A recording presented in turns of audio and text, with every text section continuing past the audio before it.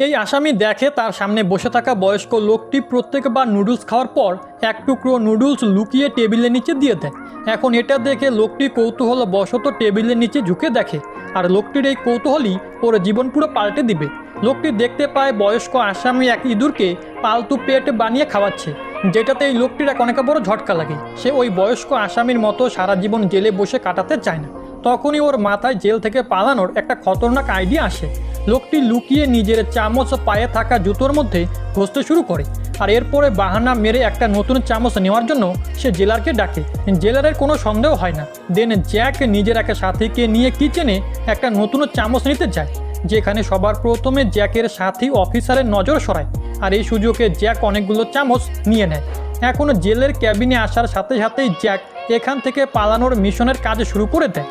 সে সবার প্রথমে অনেকগুলো দেশলাইয়ের কাঠি একটা লোহার তৈরি বাক্সের উপরে রাখে, এরপর চামচ ব্রেক করে এবং নীল কাটার ভেঙে ওটার ভিতর থেকে ব্লেড বের করে এবং কয়েনের মধ্যে ঘষে দেশলাইয়ের কাঠিগুলো জ্বালায়। এরপরে লোকটি চামচ আর ব্লেডকে একসাথে জুড়ে খোদাই করার একটা হাতিয়ার তৈরি করে ফেলে।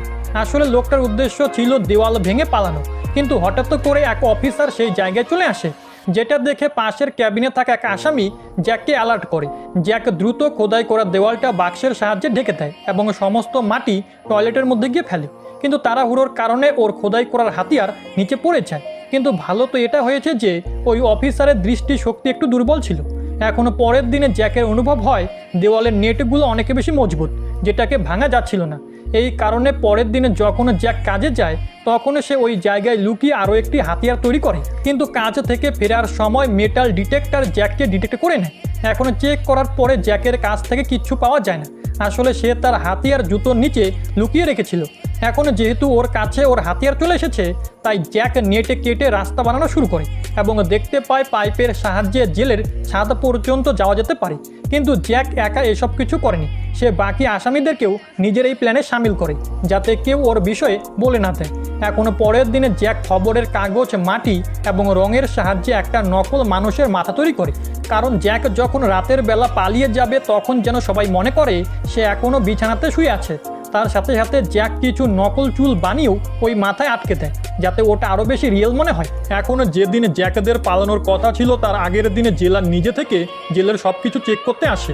সে জ্যাকের রুমে ঢুকে বাক্স সরিয়ে দেখে, কিন্তু জ্যাকে সব কিছু এত পারফেক্টভাবে করেছিল যে জেলার কিচ্ছু ধরতে পারে না। কিন্তু যাওয়ার আগে জেলার সবাইকে একটা ঝটকা দেয়। সে বলে এই জেল সমুদ্রের মাঝখানে রয়েছে আর চারিদিকে শুধু জল আর জল। এখন আর বেশি সময় ছিল না। ওই দিন রাতে জ্যাক আর তার দুই সাথী নকল মাথা বিছানার মধ্যে রেখে নিজেদের বানানো সুড়ঙ্গ দিয়ে চলে যায়। গার্ড চেক করতে আসে, কিন্তু নকল মাথা দেখে সেও কিচ্ছু বুঝতে পারে না।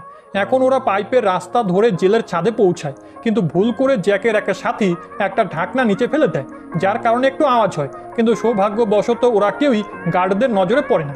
এরপরে ওরা সবাই নিচে এসে রেইনকোটের সাহায্যে বানানো লাইফ জ্যাকেট পরে সমুদ্রের জলের মধ্যে নেমে যায়।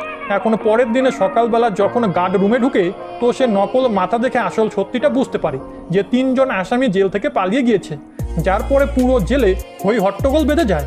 ওই 3 আসামিকে খোঁজাখুঁজির কাজ শুরু হয়, হেলিকপ্টার ওড়ানো হয়, কিন্তু ওদের 3 জনের কোনো খবর পাওয়া যায় না। জেলের বড় অধিকারীরা মেনে নেয় যে ওরা 3 জন হয়তো সমুদ্রে ডুবে মারা গেছে, কিন্তু আসল সত্যিটা কি এই বিষয়ে কেউ জানে না।